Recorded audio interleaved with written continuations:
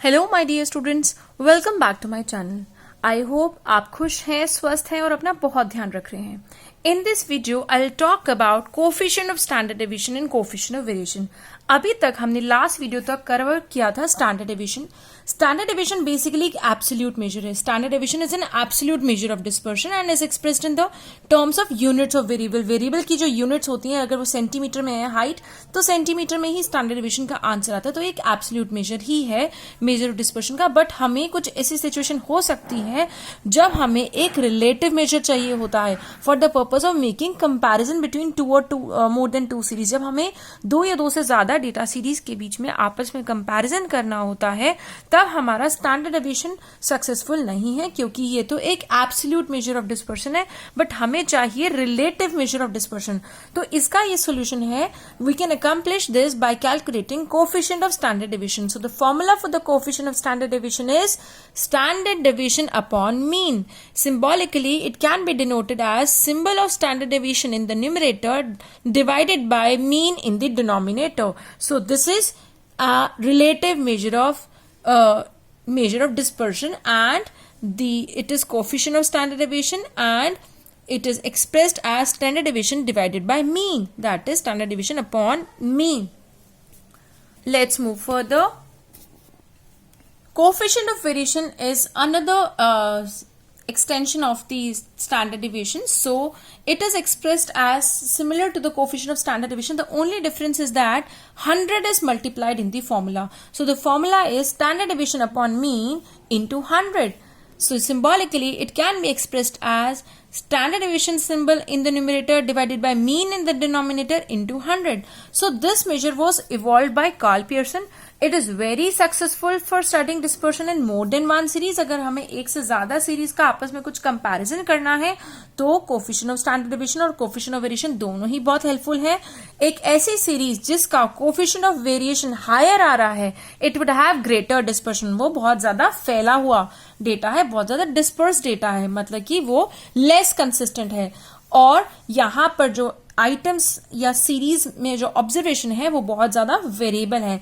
लेकिन अगर किसी सीरीज का कोफिशिएंट ऑफ वेरिएशन लोअर आ रहा है, इसका मतलब है ऐसी सीरीज का डिस्पर्शन लेवल बहुत लो है, ये सीरीज बहुत ही ज्यादा कंसिस्टेंट है, इस सीरीज में वेरिएशन बहुत ही लेस है। There is less variability in the items of the series.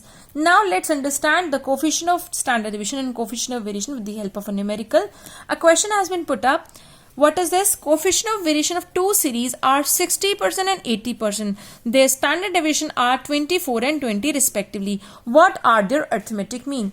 दो सीरीज का कोफिशिएंट ऑफ वेरिएशन 60% और 80% आपको दिया गया है, और ये बोला गया है कि स्टैंडर्ड डेविएशन दोनों का है 24 and 20 respectively.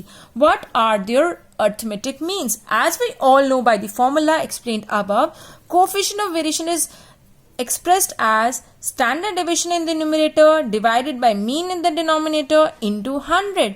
So सीरीज 1 के लिए क्या हो जाएगा? सीरीज 1 का कोफिशिएंट ऑफ वेरिएशन 60 है. 60 is equal to 24 standard deviation in the numerator upon mean, जो कि मुझे पता नहीं, into 100. So mean is equal to 2400 upon 60, that is 40. And for the series 2 I will do the same process. 80, which is coefficient of variation, is equal to 20 upon mean into 100. So mean is equal to 2000 upon 80. It is equal to 25. So that is how we can calculate arithmetic mean by putting the available information in the formula we know. Now question second.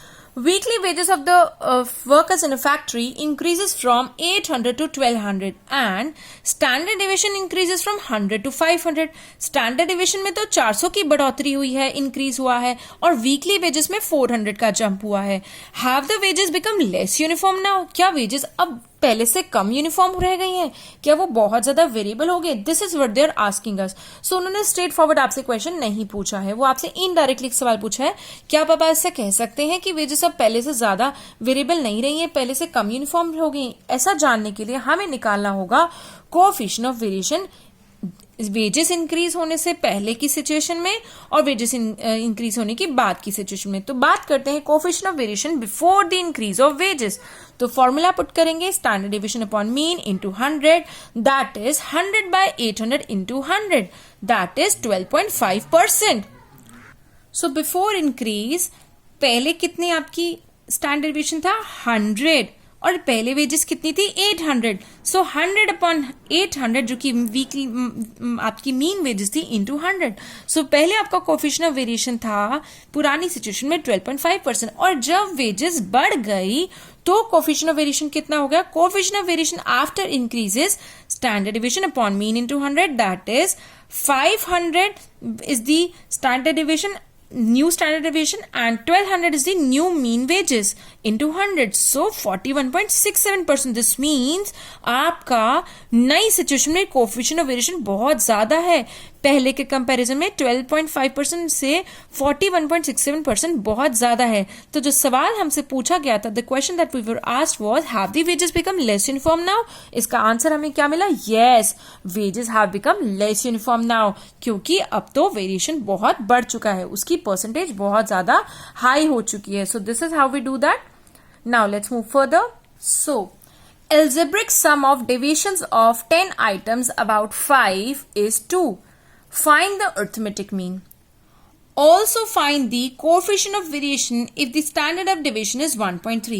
वो कह रहे हैं अगर हम deviations निकालते हैं 10 items का 5 के आसपास, 5 क्या हुआ एज्यूम मीन, अगर हम 5 के आसपास अपने सीरीज में जो ऑब्जर्वेशंस हैं, जो आइटम्स हैं, उनका डेविएशन चेक करते हैं अराउंड 5, तो उन डेविएशंस का जो सम आता है वो है 2. This means sigma D is 2 और n कितना है ये पता चल गया है कि 10 आइटम है. तो एज्यूम मीन 5 है, नंबर ऑफ आइटम्स 10 है और बोला गया है कि डेविएशंस का जो सम टोटल है that is 2. Sigma of D is 2 and you have been asked to find arithmetic mean and also find the coefficient of variation if the standard of deviation is 1.3.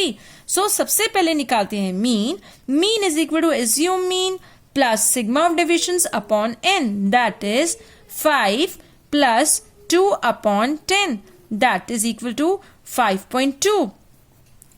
Now coefficient of variation, we know that standard deviation upon mean into 100 is coefficient of variation, that is 1.3 which is given in the question upon 5.2 that I just calculated into 100 is equal to 25%. So this question is done. जो हमसे पूछा गया था हमने निकाल लिया, हमने mean भी निकाल लिया और कोफिशिएंट ऑफ वेरिएशन भी निकाल लिया अपने कोफिशिएंट ऑफ वेरिएशन के फॉर्मूला की हेल्प से. Now let's see the another question. This is a very important question. Please do watch it carefully. Share prices of two companies A Limited and B Limited were recorded as follows. आपको A Limited और B Limited के share के prices दे रखे हैं. आपसे ये पूछा गया है which companies prices are more variable. ये बताइए A कंपनी और B कंपनी में से कौन सी ऐसी कंपनी है जिसमें वेरिएबिलिटी ज्यादा है, जिसमें यूनिफॉर्मिटी कम है, जो कंसिस्टेंट कम है. तो हमें निकालना होगा इसका कोफिशिएंट ऑफ वेरिएशन. तो इसके लिए सबसे पहले हमें निकालना होगा स्टैंडर्ड डेविएशन एंड मीन. तो लेट्स गेट स्टार्टेड. आप सभी जानते हैं कोफिशिएंट ऑफ वेरिएशन का फॉर्मूला होता है standard deviation upon mean into 100. तो मुझे स्टैंडर्ड डेविएशन भी चाहिए, मीन भी चाहिए, फिर मैं निकाल सकूंगी कोफिशिएंट ऑफ वेरिएशन और फिर मैं इस बात का जवाब दे सकूंगी कि कौन सी ऐसी कंपनी है जिसके शेयर प्राइसेस ज्यादा वेरिएबल है. तो पहले निकालते हैं मीन ऑफ ए कंपनी. ये दिए हुए हैं ए कंपनी के शेयर के प्राइसेस 12, 13, 15, 14, 14, 13, 7, 3 बार 14 है. So the total is 112. Sigma x is 112. So my mean of A company will be 112 upon how many prices are given 1, 2, 3, 4, 5, 6, 7, 8. 8 prices. So the mean for this company is 14. Now I will simply find out the deviation. So x minus x bar is 12 minus 14 is minus 2. 13 minus 14 is minus 1. 15 minus 14 is positive 1. 14 minus 14 is 0. 14 minus 14 is 0. 14 minus 14 is again 0. And 13 minus 14 is minus 1. 17 minus 14 is positive 3. Now I will square this up to find out standard deviation. So 2 2s are 4. 1 1s are 1. 1 1s are 1. 0 0 0. 1 1s are 1 and 3 3s are 9. So the total of this is sigma x minus mean ka square is equal to 4 plus 1 is 5 plus 1 is 6 and 1 is 7 and 9 is 16. And so I will put the information in my standard deviation formula, but let's find out that for company Y also. For the case of for the company for the company Okay, so it's B limited, but the series is named as Y. I told it Y limited, it's B limited.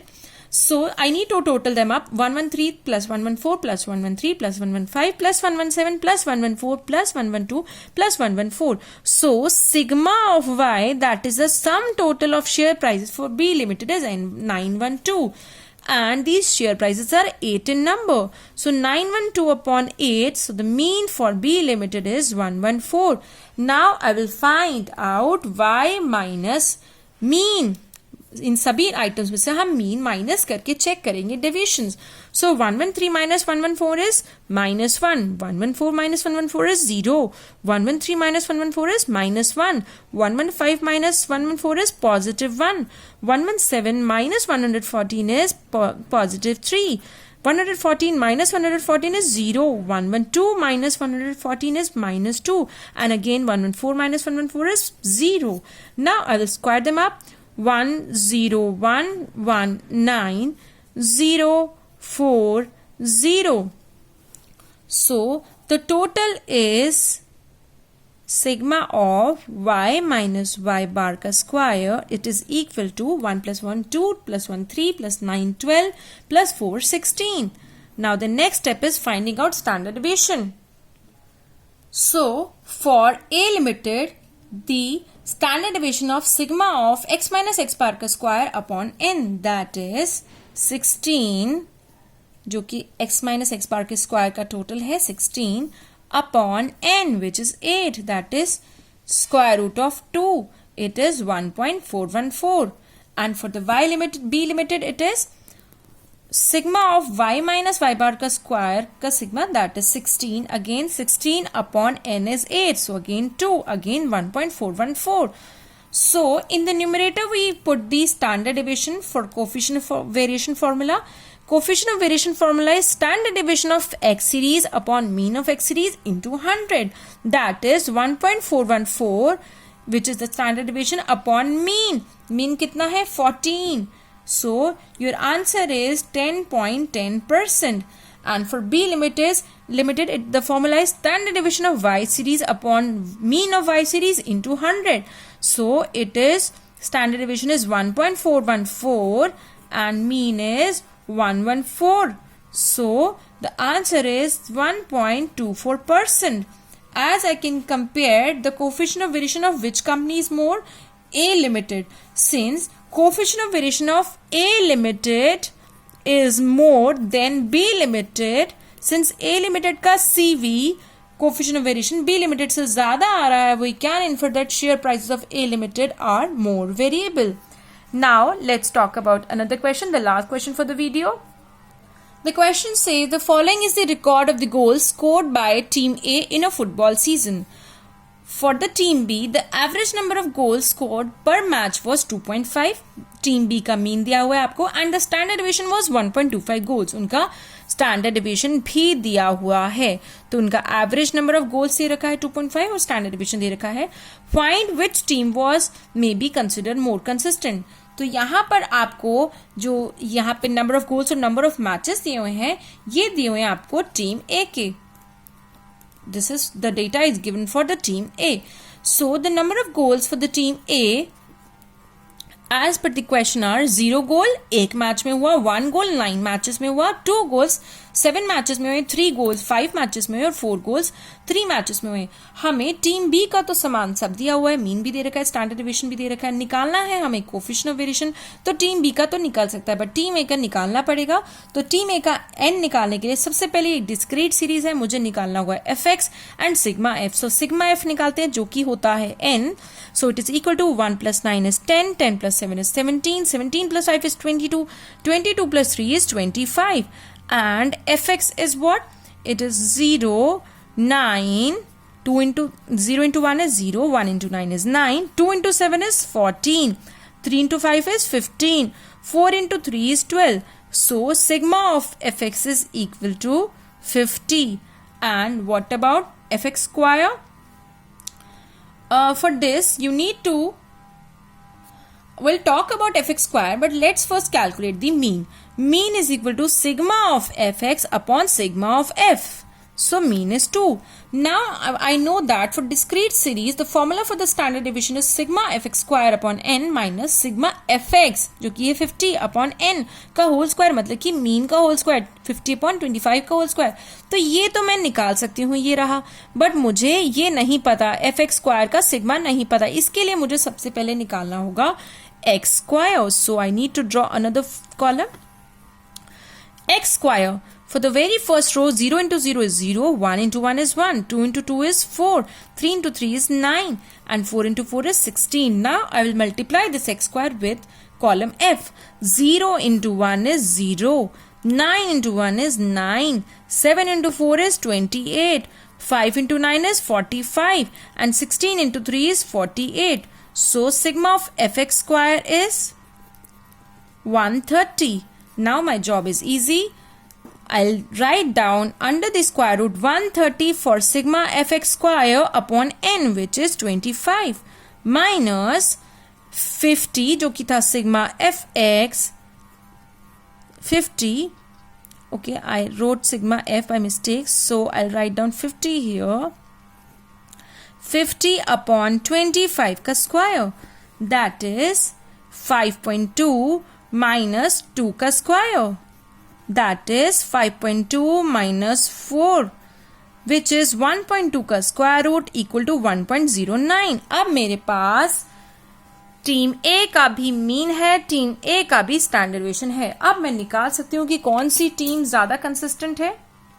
So coefficient of variation of team A. Team A का standard deviation मैंने अभी अभी निकाला, it is 1.09. And team A का ही mean मैंने निकाला है 2 into 100. So coefficient of variation for team A is 54.5%. Now for team B, we're already given in the question, हमें बताया गया है that average number of goals scored by per match was 2.5 and the standard deviation of 1.25 goals. So for team B, standard deviation is 1.25 goals and average number of goals कितने रहे हैं उनके 2.5. So I'll put the information in the formula, 2.5 at the place of mean in the denominator and 1.25 in the numerator at the place of standard deviation into 100. So my answer is 50%. अब ये बताइए 50% ज़्यादा है कि 54.5% ज़्यादा है? 54.5% ज़्यादा है. Since coefficient of variation for team B is less than coefficient of variation for team A, so team B is considered to be more consistent. So that is how we check the consistency or variability of any kind of series. मैंने आपको आज इस video में 2 question में, पहले मैंने इस ये टीम वाले क्वेश्चन में सिखाया और ए लिमिटेड और बी लिमिटेड के शेयर प्राइसेस में भी हमने कंसिस्टेंसी चेक करी है by using coefficient of variation. So that is how coefficient of variation is used. And अगर आपसे क्वेश्चन में डायरेक्टली ना पूछा जाए कि आपको कोएफिशिएंट ऑफ वेरिएशन निकालना है, बल्कि आपको ये पूछा जाए कि बताइए दोनों जो सीरीज इनमें से कौन सी ज्यादा कंसिस्टेंट है, कौन सी ज्यादा वेरिएबल है, तो आपको क्या निकालने के लिए कह रहे हैं? वो कह रहे हैं coefficient of variation. So thanks for watching. Do watch out my next video in which I will be talking about variance. Please take good care of yourself. Bye.